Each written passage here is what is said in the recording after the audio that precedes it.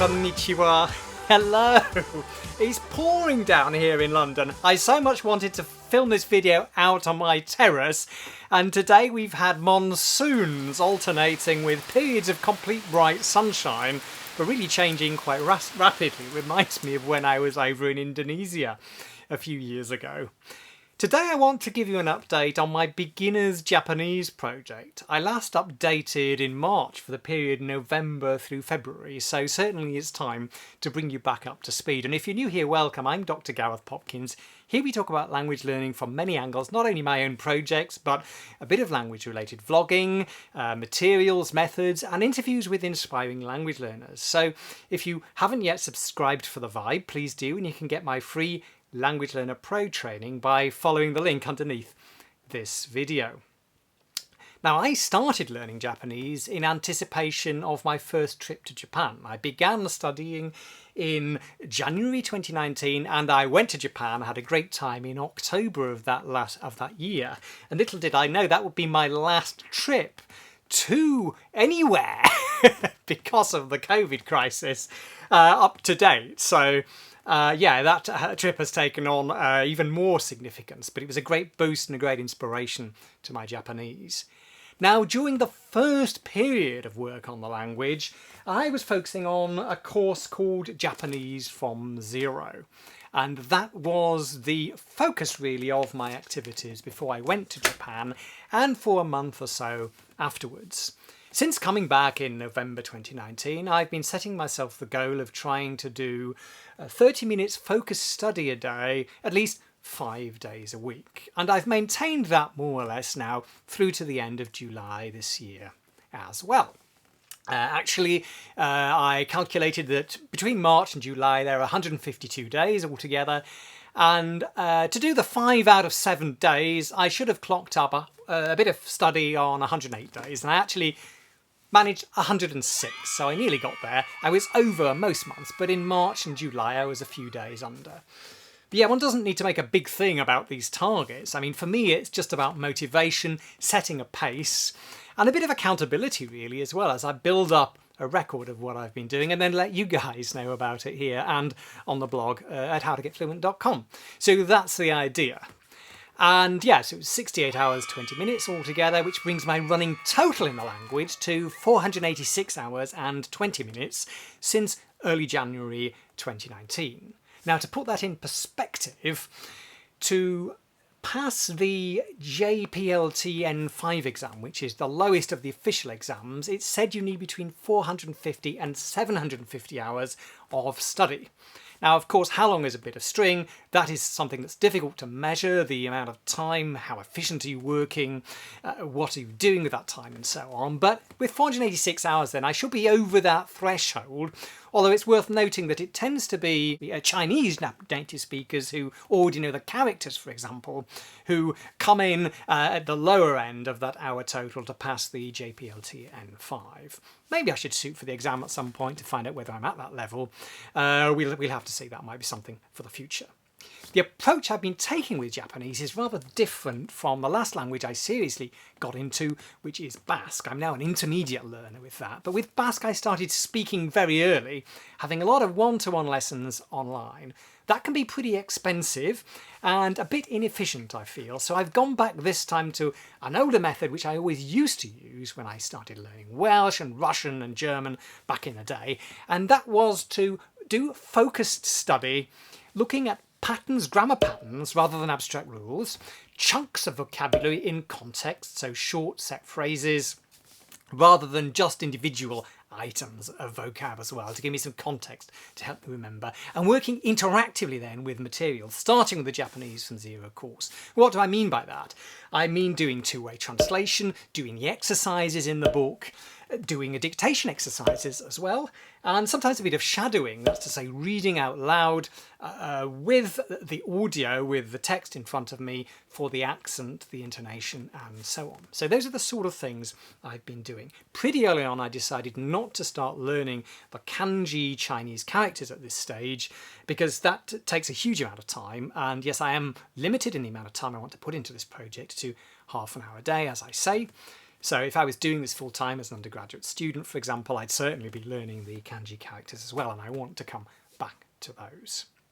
So I said I'd finished with the Japanese from Zero books for now. What else have I been using? Well, through to the spring this year, I was focused on working through most of this colloquial Japanese book, which is quite conversationally based. It's an older edition. It has cassette tapes with it. It's that old. But I really do like it. It does take a sort of patterns approach to grammar, and there are lots of short conversational phrases at the beginning of each chapter. So sometimes the explanations can be a bit complicated, but still a good book, I think. But since March, really, I've been working with a book I first discovered and used in 2020, which is another old edition of a popular current course, which is the Teach Yourself series. This isn't the latest edition, as you can see. This is actually a 1950s version, probably the first one, in a 1970s reprint. A rather nice hardback, very tactile, something I like. I love this book, but it is very old-fashioned grammar translation. So long technical explanations of the grammar, although lots of pattern sentences, some of them a bit artificial, and then lots of backwards and forwards translating. That works for me with other courses and with a lot of listening practice as well, which I'll come on to. But I wouldn't necessarily recommend that book for you unless you're the studious type, experienced in language learning. So not for you if you're a newbie. You know, you can't study your way fluent, can you? You need to get a lot of listening practice and then, of course, speaking practice in due course as well, even if you're not going to do it early. So I, from the beginning, was using the Pimsleur audio course in parallel with Japanese from Zero. I found that tough going first time as an audio-only course. I felt I wasn't retaining anything. But between November and early July, end of June this year, I went a second time through levels 2 to the top level, level 5 of that course. I've downloaded them or bought them. They're on my phone, usually on my jogs or walks round the park. So I was getting at least half an hour of listening practice each day with that Pimsleur audio course. At the beginning of this year, I also started to discover podcasts, and I was listening to them maybe for 10, 15, 20 minutes after lunch. Well, since I finished Pimsleur, I'm now listening to various podcasts aimed at beginners, all in Japanese, and not about Japanese, but in Japanese, some of them made by quite talented and committed teachers. And maybe I'll do a review on a beginner Japanese podcast at some point here on the channel. Do you think that might be a good idea? But I've been listening to those on my time around the park, my walks around the park, my jogs around the park, now that Pimsleur has finished. And it's really exciting to start to pick out more and more of what they're saying, and often to be able to follow along quite a lot. And then also, though, to hear a lot of words that I know I've heard that word somewhere, I don't quite know what it means yet, but I know I've done it, it means this or that. And then next time I come across the word in one of my books, then it sticks much better. So there's two-way reinforcement going on, I think, as there was with Pimsleur the second time through. I think thanks to my focused study, I got a lot more out of the audio, actually, on the Pimsleur course the second time through.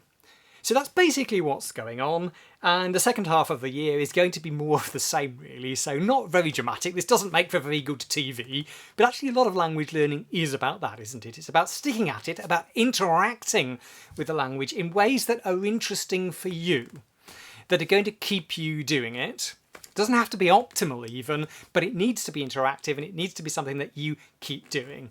And that's what I'm doing with my conscious focus study and lots of listening practice. Well, that combo certainly works for me. But I will, in the second half of the year, also start to have some live lessons again online through Skype or Zoom with some teachers. And the reason for that is, yes, to practice a bit of conversation, but also because I want to try and work on my Japanese accent. The pitch accent in Japanese is really important if you want to sound relatively authentic, and it's something that a lot of learners ignore. And you can ignore it, and as I understand it, still generally be understood by Japanese people. But a little investment in working at this, tuning the ear, seems to me, from what I've been discovering about the language and the Japanese learning process, well worth the investment. So my plan is to go back to the Asimil course, which I've worked through about half of it. I'm in the 40s of the 98 lessons of this, and I dip in and out of this occasionally. It's never been my mainstay course, but it is a great course. But it has shortish conversations and good audio.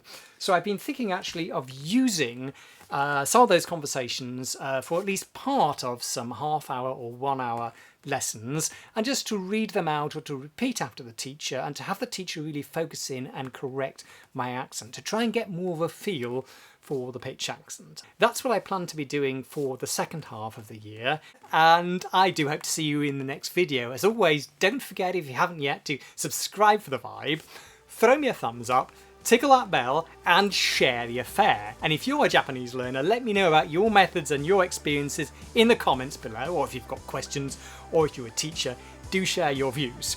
Thanks a lot, as always, for watching, and see you next time. じゃあまたね。